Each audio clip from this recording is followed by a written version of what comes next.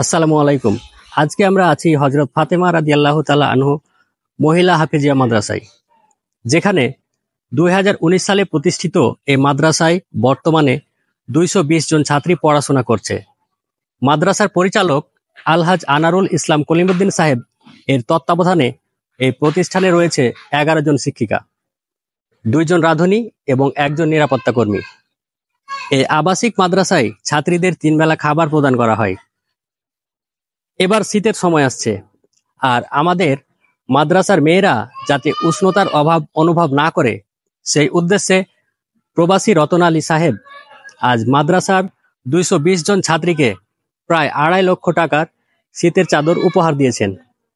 এই চাদর পেয়ে ছাত্রীরা অত্যন্ত খুশি এবং তাদের মুখে আনন্দের হাসি ফুটে উঠেছে। আসুন আমরা সবাই এই প্রবাসী ভাইদের জন্য দোয়া করি, যেন তারা আরো সফল ও সমৃদ্ধ হয়। আজকের মতো বিদায় নিচ্ছি। আল্লাহ হাফেজ।